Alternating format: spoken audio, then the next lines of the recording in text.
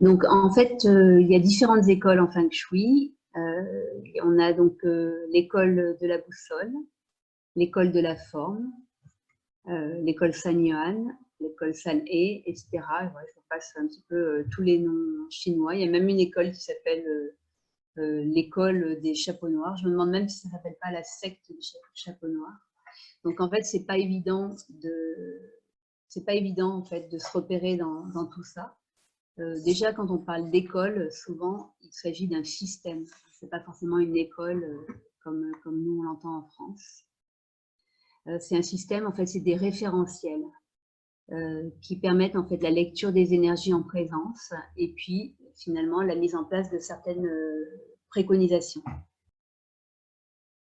Donc, du coup, c'est là, en fait, que je peux intervenir comme experte en Feng Shui parce que, en fait, je vais savoir analyser finalement les paramètres de toutes ces écoles et choisir en fait quels sont les paramètres qui sont applicables pour cet endroit en particulier.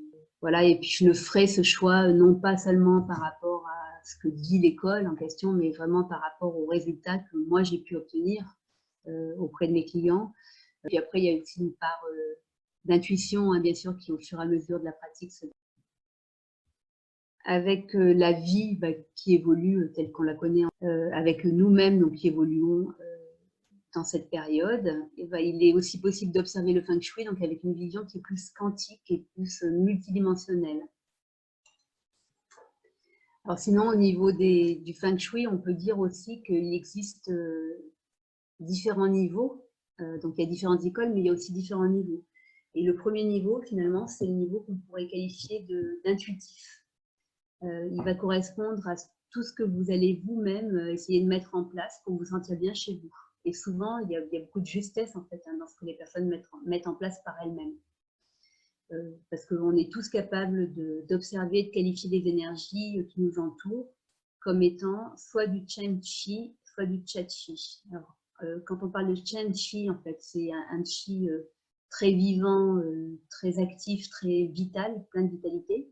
Et le Cha Qi, ça va être un Qi qui tire plutôt vers le bas, quoi.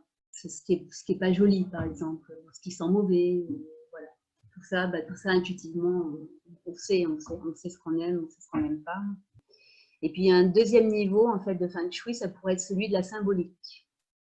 Et là, j'attire votre attention, en fait, quand je dis la symbolique, c'est votre symbolique. Hein, c'est pas, c'est vraiment quand vous voyez quelque chose, à quoi ça vous fait penser, à quoi ça vous ramène. Parce que j'avais acheté à un moment, j'ai toujours sûrement le dictionnaire des symboles. Et en fait, la façon dont les symboles sont expliqués, c'est extrêmement compliqué et puis c'est pas forcément parlant.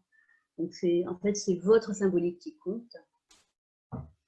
Et donc, à ce titre-là, soyez c'est peut-être un premier conseil, soyez très vigilant en fait par rapport à ce dont vous vous entourez au quotidien. N'hésitez pas à faire le tour de la maison et puis à vous demander si vous avez toujours envie de voir cette photo ou cet objet, etc. Parce que si vous n'en avez plus envie, du coup, il vous délivre un message qui est un message finalement pas positif. Et donc, il ne faut pas hésiter à se séparer des objets finalement quand on n'en veut plus, quand ils n'ont plus en fait ils émettent plus sur nous finalement une vibration positive. Alors, comme on était sur le sujet des écoles, je vais vous donner mon expérience par rapport aux écoles que j'ai faites. Donc, j'ai d'abord été enseignée par l'école d'un maître malaisien. Et puis, j'ai ensuite fait une école avec l'enseignement d'un maître canadien. Et puis après, j'ai fait d'autres modules, en fait, au fil du temps, avec d'autres maîtres qui appartenaient à d'autres écoles, justement. Donc, sur des sujets très précis, comme la sélection des dates, des lots, ou encore les secrets de maîtres chinois. Donc, en fait, le Feng Shui, c'est un enseignement, finalement, permanent, hein, qui, pour ma part, nécessite d'être confronté ou associé à différentes autres pratiques et disciplines. Moi, je ne suis pas du tout enfermée dans une école Feng Shui en particulier. Et même si je suis certifiée par une des écoles, voilà, Je ne veux pas être rattachée que à ça, parce qu'en fait, ma pratique, elle est beaucoup plus large que juste les outils du Feng Shui, même si c'est précieux, en fait, hein, ces outils-là.